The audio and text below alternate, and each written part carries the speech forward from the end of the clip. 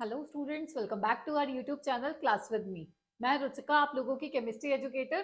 कैसे हो आप सब लोग? Hope you all are doing well. आप लोगों की पढ़ाई भी अच्छे से चल रही होगी। तो आज का टाइटल देख के आप लोगों को पता चल ही गया होगा कि आज के सेशन में हम लोग क्या डिस्कस करने वाले हैं। आपका जो क्लास 9th का फर्स्ट चैप्टर है मैटर इन आवर सराउंडिंग्स, उसका वन शॉट मैं ऑलरेडी अपलोड कर चुकी हूँ। उसके जो भी इंटेक्स्ट या फिर एनसीईआरटी क्वेश्चंस है वो हम आज के सेशन में कवर करेंगे। ठीक है। और एक चीज और बता दूं, हम लोगों के ऑनलाइन लाइव बैचेस भी चलते हैं गूगल मीट पर।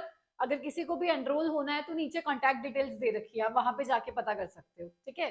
तो बिना टाइम वेस्ट करते हुए let's get started with the session. पहला सवाल है आपका एनसीईआरटी क्वेश्चंस में से, which of the following are matter. इन सब में से कौन सा ऐसा है जो मैटर है। मैटर क्या होता है? कोई भी वो सब्सटेंस जो कोई स्पेस ऑक्यूपाई करता है, जिसका कुछ वॉल्यूम है, जिसका कुछ मास है, वो कंसीडर होंगे आपके मैटर के अंदर। चलो लाइन वाइज देखते हैं हम। पहला है चेयर, कुर्सी। कुर्सी कोई स्पेस ऑक्यूपाई कर रही है, इसका कुछ मास भी है, तो ये आ गई आपकी मैटर के अंदर। लव, लव कोई सब्सटेंस तो नहीं है एक तरह से, तो ये तो सिर्फ अफेक्शन है एक तरह से, तो लव को कंसीडर हम नहीं करेंगे मैटर के अंदर। ऐसे ही स्मेल भी नहीं होगा, हेट भी नहीं होगा, मतलब जिसका कुछ स्पेस होना चाहिए, जो कोई वॉल्यूम ऑक्यूपाई कर रही है, ये सब थोड़ी करेंगे। एलिमेंट्स ये कंसीडर होगा आपका मैटर के अंदर।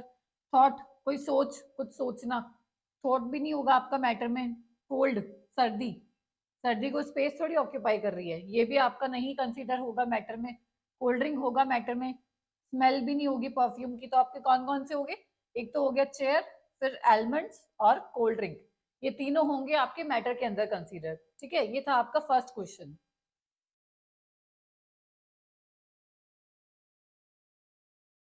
नेक्स्ट आपका गिव रीजन, आपको रीजन बताना है। क्वेश्चन है, the smell of hot sizzling food reaches you several metres away. मतलब जो गर्म खाना होता है उसकी खुशबू तो हमें दूर से ही आ जाती है, but to get smell from cold food you have to go close. अगर कोई खाना ठंडा है, उसकी स्मेल लेने के लिए हमें उसके पास जाना पड़ेगा। ऐसा क्यों होता है सोचो।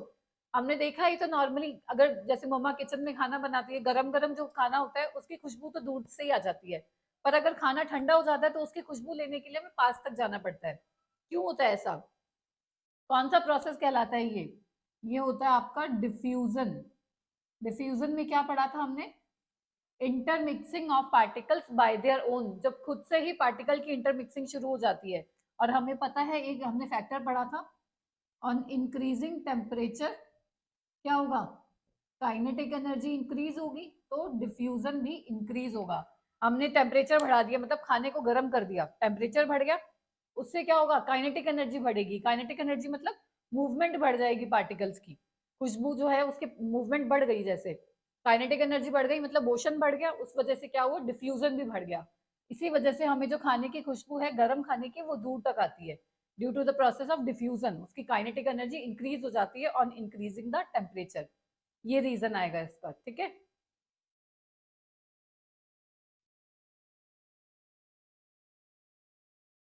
नेक्स्ट क्वेश्चन है आपका, a diver is able to cut through water in a swimming pool. मतलब वाटर के अंदर इजीली कट कर सकता है स्विमिंग पूल में। ठीक है। पूछा हुआ है, which property of matter does this show. ये कौन सी प्रॉपर्टी शो कर रहा है मैटर की? वाटर क्या होता है आपका? लिक्विड। तो हमने तीनों स्टेट मैटर के अलग अलग पढ़े थे, सॉलिड, लिक्विड और गैस। हमने देखा है कि हम वाटर में तो इजीली स्विम कर सकते हैं, कट ले सकते हैं, पर सॉलिड के केस में ऐसा नहीं हो सकता। क्यों? क्योंकि लिक्विड जो कि है आपका वाटर, उसमें क्या होता है? इंटरमोलिकुलर स्पेस प्रेजेंट होता है, इस वजह से ये कर पाना पॉसिबल है। इंटरमोलिकुलर स्पेस प्रेजेंट होता है, और क्या बोल सकते हो आप? लेस फोर्स ऑफ अट्रैक्शन, कि जो फोर्स ऑफ अट्रैक्शन होता है पार्टिकल्स के बीच में वो कम रहता है एज कंपेयर टू सॉलिड। और इंटरमोलिकुलर स्पेस प्रेजेंट होता है, इसलिए जो डाइवर होते हैं वो एबल होते हैं to cut through water in a swimming pool. ठीक है। ये दोनों आप रीजन लिख सकते हो, ये दोनों प्रॉपर्टी लिख सकते हो कि फोर्स ऑफ अट्रैक्शन कम होता है और इंटरमोलिकुलर स्पेस ज्यादा होता है। यही रीजन है कि वो स्विमिंग पूल में कट कर सकते हैं।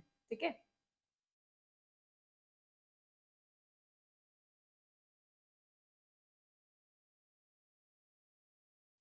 नेक्स्ट क्वेश्चन है आपका, what are the characteristics of particles of matter. Particles जो होते हैं मैटर के, उनकी क्या क्या करेक्टरिस्टिक्स रहती हैं? हमने ये वन शॉट में पढ़ी थी चीजें, ये काफी इंपॉर्टेंट क्वेश्चन है, इसमें से सवाल पूछे जाते हैं। देखो पहला लिख सकते हो आप, वो कंटिन्यू मूव करते हैं जो पार्टिकल्स होते हैं, कंटिन्यूसली इन मोशन।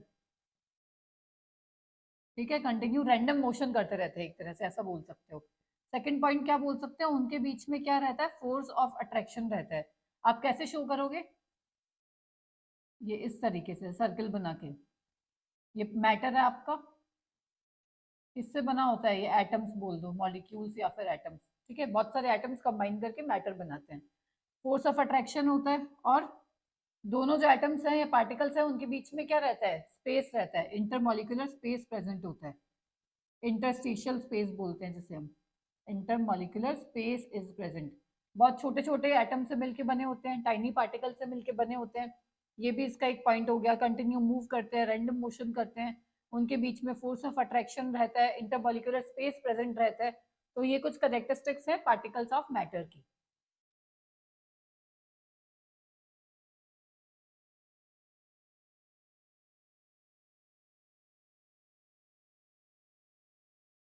देखो नेक्स्ट क्वेश्चन में आप लोगों को क्या बोला हुआ है, मास पर वॉल्यूम, पर यूनिट वॉल्यूम क्या होता है आपका, डेंसिटी। अब ये जो सब्सटेंसेस दे रखे हैं आपको अरेंज करना है इनको increasing order of density, increasing मतलब कम से ज्यादा, जिसकी डेंसिटी कम है उसको पहले लिखोगे, फिर ज्यादा ज्यादा इस तरीके से। चलो देखते हैं हम क्या क्या दे रखा है, air, exhaust from chimneys, Honey, water, Chowk, cotton और आयरन। सबसे कम किसकी होगी, सबसे कम होगी आपकी एयर की, तो सबसे पहले आपका आएगा एयर। उसके बाद एग्जॉस्ट फ्रॉम चिमनी, एयर से ज्यादा होगी इसकी। उसके बाद क्या क्या है आपके, ठीक है, थर्ड पे आ गया आपका कॉटन, कॉटन से ज्यादा किसकी होती है, वाटर की, तो फोर्थ आ गया। फिर आपका बचा हनी, तो फिफ्थ पे आ गया आपका हनी। चौक और आयरन में से सिक्स्थ पे आ गया चौक, और सबसे ज्यादा होती है आपकी आयरन की, तो लास्ट में लिखोगे आप आयरन, ठीक है। ये ऑर्डर हो गया आपका, इंक्रीजिंग ऑर्डर का सिंबल ध्यान रखना, मैं एक लिख के बता देती हूँ, एयर, फिर ये वाला एरो आएगा, ठीक है, कंफ्यूज हो जाते हैं बच्चे इसमें। फिर ये एग्जॉस्ट फ्रॉम चिमनी, और इस तरीके से लिखना है, मैंने नंबरिंग कर दी है इसमें। इंक्रीजिंग ऑर्डर मतलब कम से ज्यादा, जिसकी कम है और जिसकी ज्यादा है उस तरीके से लिखना है। ये वाला साइन लगाते हैं हम, इंक्रीजिंग मतलब ये वाला ज्यादा है, इसका मुंह खुला है तो ये वाला ज्यादा होगा, ये वाला एरो आता है इसमें, ठीक है।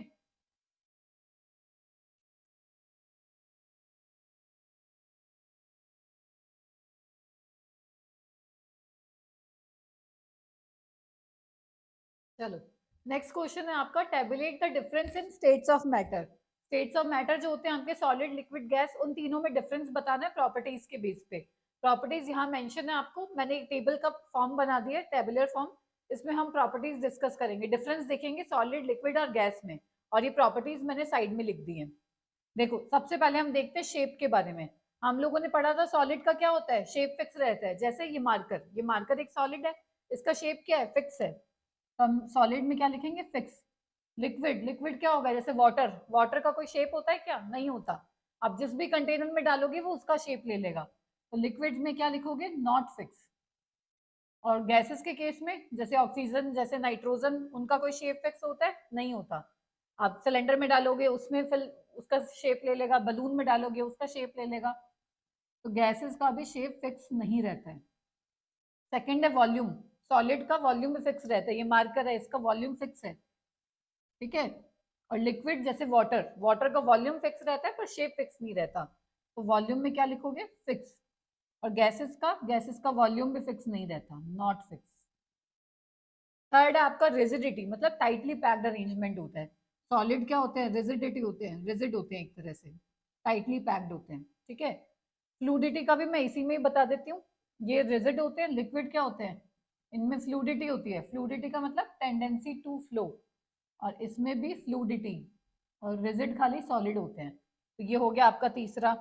सेकंड है कंप्रेसिबिलिटी, कंप्रेसिबिलिटी मतलब कितना कंप्रेस कर सकते हो, सॉलिड में तो होती ही नहीं है, इसको तो कंप्रेस कर ही नहीं सकते, ये मार्कर है, ऐसा थोड़ी आप इसको कंप्रेस करके इसकी शेप चेंज कर दोगे, ऐसा नहीं होगा, ये थोड़े बहुत कंप्रेसिबल होते हैं नाम मात्र के, और ये हाईली कंप्रेसिबल होते हैं, हाई होती है इसमें कंप्रेसिबिलिटी, ठीक है।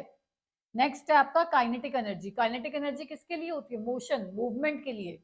सॉलिड में पार्टिकल्स टाइटली पैक्ड होते हैं, इजीली मूव नहीं कर सकते, तो इसमें काइनेटिक एनर्जी होती है मिनिमम। लिक्विड में सॉलिड के कंपेयर में ज्यादा होती है क्योंकि पार्टिकल्स थोड़े दूर दूर हैं, तो आप क्या लिखोगे, मॉडरेट।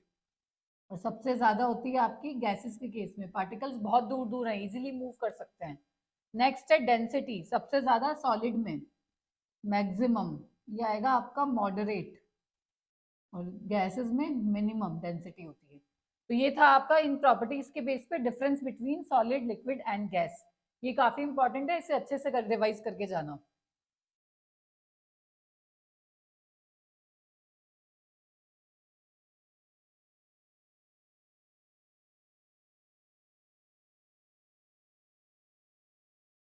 अगला सवाल है आप लोगों का, गिव रीजन, रीजन बताना है आपको। इसमें 3 पार्ट्स हैं। पहला ए पार्ट जो है वो पूछा है, उसमें a gas fills completely in the vessel in which it is kept. अगर आप कोई गैस लेते हो, वो पूरा कंप्लीटली फिल हो जाएगी उस वेसल में जिसमें उसको रखा गया है। ऐसा क्यों होता है? तो इसका मेन रीजन तो क्या हुआ, इसकी जो गैसेस होते हैं उनकी काइनेटिक एनर्जी बहुत ज्यादा होती है। काइनेटिक एनर्जी किसके लिए रिस्पॉन्सिबल है? मूवमेंट के लिए। काइनेटिक एनर्जी ज्यादा होती क्यों है? तो आप लिख सकते हो, क्योंकि जो इंटरमोलिकुलर स्पेस होता है गैसेस में वो काफी ज्यादा होता है, फोर्स ऑफ अट्रैक्शन काफी कम है, इसलिए जो काइनेटिक एनर्जी बहुत ज्यादा है, वो हर डायरेक्शन में मूव कर सकती है, एक्सपेंड हो जाती है गैस। तो यही रीजन है कि आप उसको जिस भी वेसल में डालोगे, वो पूरी तरह से फैल जाएगी, पूरी तरह से एक्सपेंड हो जाएगी ड्यू टू दीज प्रॉपर्टीज। ठीक है, तो ये आंसर हो गया आपका ए पार्ट का।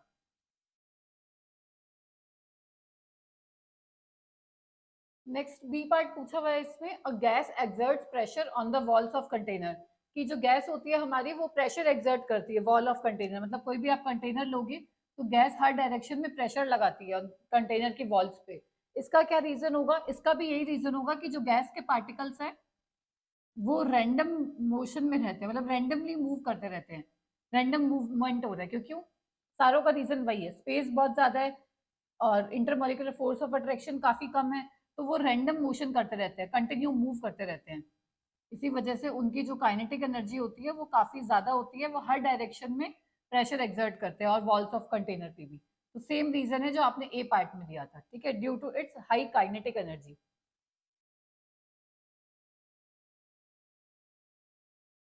नेक्स्ट सी पार्ट है आपका, a wooden table should be called a solid. Wooden लकड़ी का जो टेबल होता है उसको हम सॉलिड कंसीडर करते हैं। क्यों? सॉलिड को हम किस तरीके से रिप्रेजेंट करते हैं? सपोज करो ये वुडन टेबल है, इसमें इस तरीके से पार्टिकल्स अरेंज होते हैं। ठीक है, सॉलिड की प्रॉपर्टीज ही बतानी है इसमें हमें, कि वुडन टेबल को सॉलिड क्यों कंसीडर किया गया है। क्यों? क्योंकि इनमें फोर्स ऑफ अट्रैक्शन काफी ज्यादा रहता है, और क्या बोल सकते हो, इंटरमोलिकुलर स्पेस काफी कम रहता है, रिजिड होती है इनकी स्ट्रक्चर, टाइटली पैक्ड होते हैं, पार्टिकल्स जो है वो टाइटली पैक्ड है, रिजिड है, एकदम टाइट अरेंजमेंट है, स्पेस हर पार्टिकल के बीच में बहुत कम है, नेग्लिजिबल एक तरह से, फोर्स ऑफ अट्रैक्शन बहुत ज्यादा है। तो ये कुछ प्रॉपर्टीज होती है जिसकी वजह से वुडन टेबल को एज अ सॉलिड कंसीडर किया गया है। ठीक है,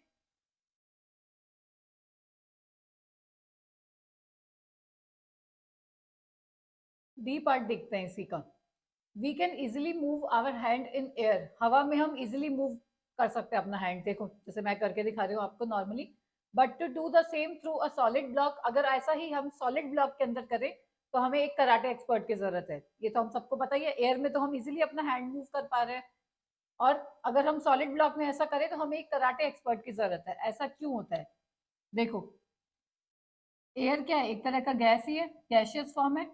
उसमें क्या होता है, इंटरमोलिकुलर स्पेस काफी ज्यादा होता है, मैक्सिमम, और पार्टिकल्स के बीच में जो फोर्स ऑफ अट्रैक्शन होता है वो काफी कम रहता है। तो यही रीजन है कि हम गैस या फिर कह सकते हो एयर में अपना हैंड या जो भी इजिली मूव कर पा रहे हैं, क्योंकि स्पेस बहुत ज्यादा है पार्टिकल्स के बीच में, फोर्स ऑफ अट्रैक्शन काफी कम है।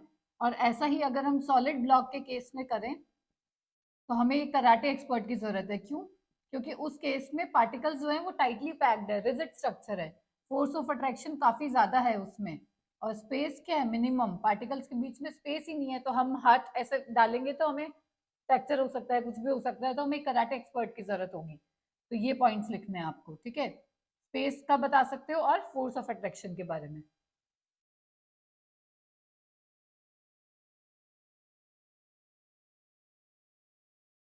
अगला सवाल है हमारा, liquid generally have lower density as compare to solid. हम लोगों ने देखा है कि जो लिक्विड्स होते हैं उनकी डेंसिटी कम होती है as compare to solids, but you must have observe that ice floats on water. पर हमने ये भी देखा है कि जो आइस होती है, बर्फ होती है, वो वाटर पे फ्लोट कर रही है, जबकि आइस तो एक सॉलिड है। तो ऐसा क्यों होता है, वाई? ये रीजन पूछा हुआ है आप लोगों से, कि नॉर्मली लिक्विड्स जो होते हैं उनकी डेंसिटी कम होती है एज कंपेयर टू सॉलिड, जबकि आइस तो एक सॉलिड है, फिर भी वो फ्लोट क्यों कर रही है वाटर के ऊपर? ये हम लोगों ने नॉर्मली देखा है।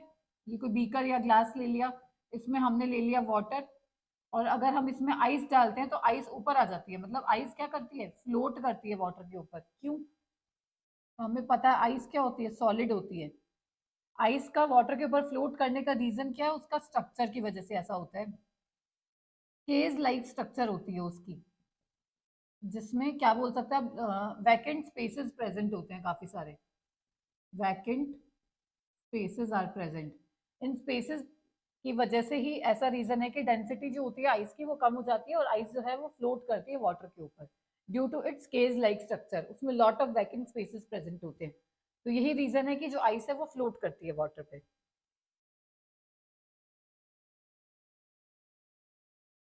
देखो, अगला सवाल है आपका, convert the following temperature to Celsius scale. Kelvin को आपको सेल्सियस में चेंज करना है, कैसे करते हैं, -273। तो क्या आएगा इसका, 300 -273 कितना आ गया, 27 डिग्री सेल्सियस। सेम इसी तरह से 573 -273 कितना आ गया आपका, 300 डिग्री सेल्सियस। ये हो गया आपका आंसर। अगर उल्टा पूछा होता सेल्सियस को केल्विन में करना होता तो +273 करते हैं। वैसे अप्रॉक्स पूरी वैल्यू होती है इसकी 273.15। नॉर्मली हम 273 भी ले सकते हैं, ठीक है।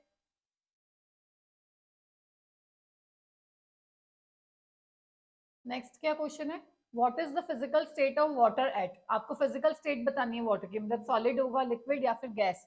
एट 250 डिग्री सेल्सियस, 100 डिग्री पे बॉइल होना शुरू होता है, तो 250 पे क्या होगा, गैसियस फॉर्म होगी उसकी। तो आंसर आ गया गैस। बी है 100 डिग्री सेल्सियस, 100 पे आप क्या बोलोगे, 100 वाटर का बॉइलिंग पॉइंट होता है, बॉइल होना शुरू होता है। इसमें लिक्विड भी होगा और as well as gaseous form भी होगी, ठीक है। ये हो गया बी पार्ट इसका।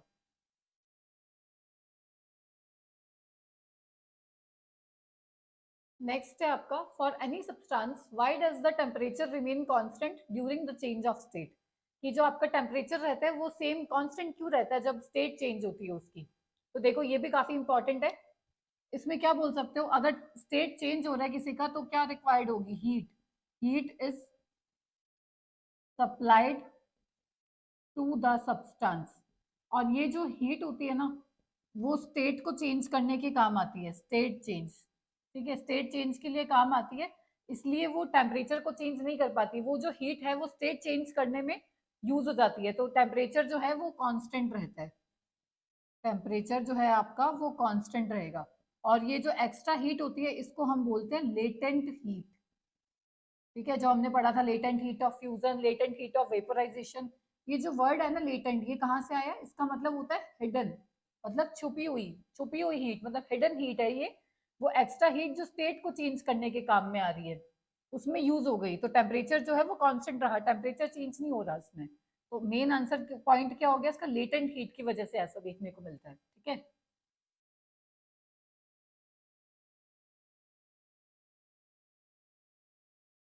नेक्स्ट सवाल है आपका, suggest method to liquefy atmospheric gases. Atmospheric gases जो होती हैं उसको लिक्विफाई करने का कोई मेथड बताना है। तो हम उसको कैसे लिक्विफाई कर सकते हैं, या तो प्रेशर बढ़ा के एट हाई प्रेशर, या फिर टेम्परेचर को कम करके लो टेम्परेचर। ये दो कंडीशन है जिससे आप लिक्विफाई कर सकते हो एटमॉस्फेरिक गैसेस को। ये ध्यान रखना, 1 मार्कर क्वेश्चन में पूछ लिया जाता है, इंपॉर्टेंट मार्क कर लेना इसमें, हाई टेम्परेचर और लो प्रेशर।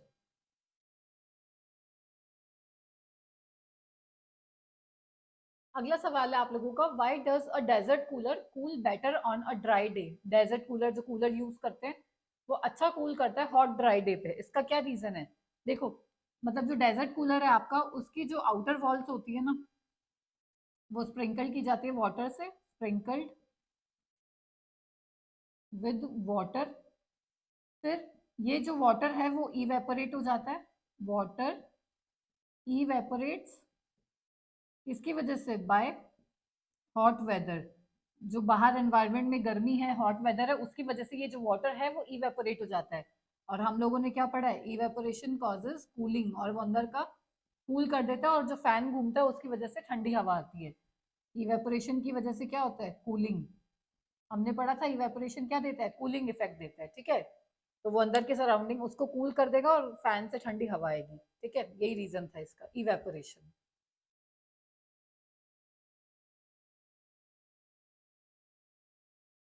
नेक्स्ट है, how does water kept in an earthen pot became cool during summer. Earthen pot क्या होता है? नॉर्मल जो मटका, मिट्टी वाला मटका यूज करते हैं ना हम गर्मियों में पानी भरने के लिए। तो यही बोला हुआ है, how does water kept in an earthen pot became cool during summer.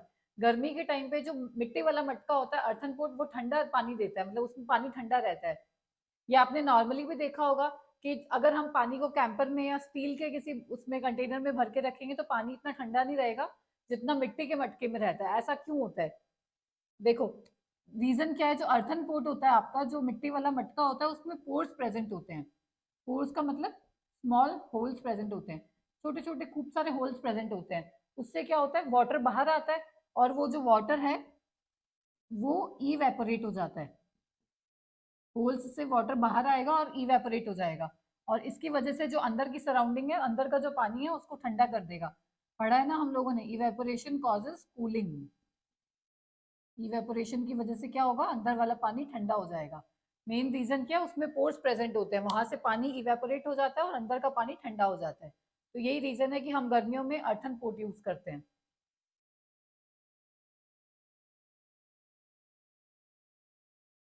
चलो अगला देखते हैं।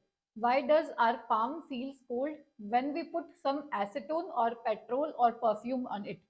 जो हमारा पाम होता है, इस पे अगर हल्का सा एसीटोन, पेट्रोल या फिर परफ्यूम गिर जाए या रखें तो हमारे हाथ पे थोड़ी सी ठंडक महसूस होती है, ठंडा ठंडा लगता है। ऐसा क्यों होता है? जैसे जो नेल पेंट रिमूवर थिनर होता है आपका एसीटोन, वो हाथ पे गिर जाता है तो हमें ठंडक महसूस होती है। इसका क्या रीजन होता है? जब ये सब चीजें एसीटोन वगैरह एयर के कांटेक्ट में आते हैं, तो मैं लिख देती हूँ acetone when comes in contact with air, air के कांटेक्ट में आते हैं जब ये, तो इवेपोरेट हो जाते हैं जल्दी से। देखा होगा हमने, कहते हैं ना ढक्कन बंद करके रखना चाहिए, इजीली इवेपोरेट हो जाता है। और क्या करता है, सराउंडिंग को कूल कर देता है, मतलब जो हमारा पाम है उसे कूल कर देगा। सबका रीजन वही है, इवेपोरेशन कॉजेज कूलिंग। ठीक है, इसलिए हमें हाथ पे ठंडक महसूस होती है, यही रीजन था इसका।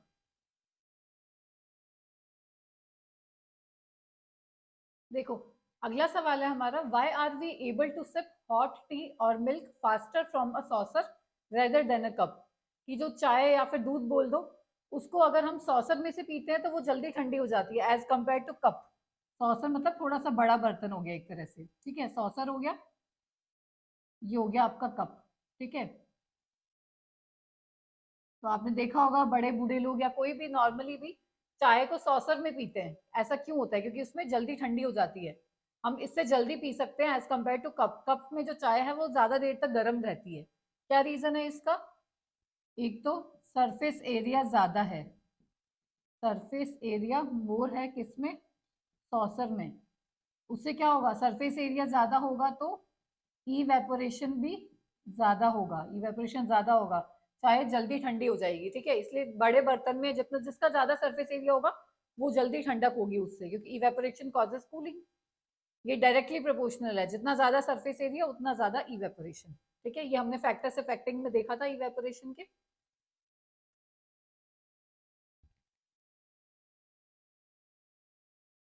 नेक्स्ट है आपका, what type of clothes should we wear in summer. गर्मी के टाइम पे हमें कौन से क्लोथ्स पहनने चाहिए?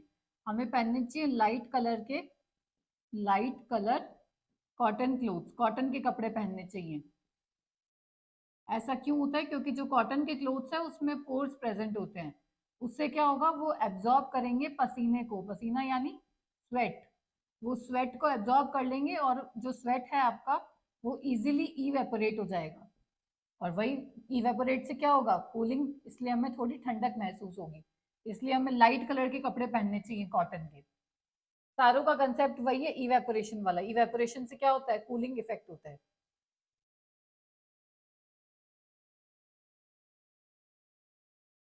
स्टूडेंट्स, जो एनसीईआरटी मतलब इसके जो इंटेक्स क्वेश्चंस थे फर्स्ट चैप्टर के, वो मैंने सारे कवर करवा दिए इस लेक्चर में। अब जो लास्ट वाली एक्सरसाइज वाले क्वेश्चंस है उसका मैं अलग से वीडियो अपलोड कर दूंगी। इन क्वेश्चंस में अगर आपको कोई भी डाउट रह गया हो तो आप नीचे कमेंट सेक्शन में पूछ सकते हैं। अगर फिर भी लेक्चर आपको पसंद आए तो ज्यादा से ज्यादा लोगों को शेयर करना, ताकि हमें भी मोटिवेशन मिलता रहे पढ़ाने का। ठीक है, तो like share and subscribe to our channel. मिलते हैं फिर नेक्स्ट वीडियो में, तब तक के लिए गुड बाय।